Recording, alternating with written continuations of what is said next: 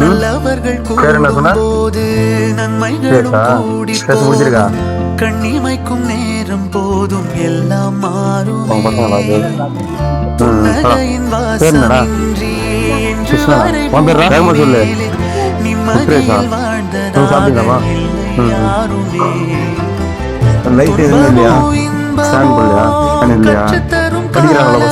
எங்க படிக்கிறாரோ அப்பா எங்க இறந்துட்டாங்க அப்பா. சரி உட்காருங்க. சரி நான் உங்களுக்கு சாப்பாடு இதெல்லாம் வாங்கிட்டு வந்து தரேன். அரிசிலேருந்து எல்லாம். எத்தனை படிக்கிற? ஒன்றாவதா நீ? நாலாவதா? நல்லா படிக்கணும். சரியா? தரேன் பொருளும்.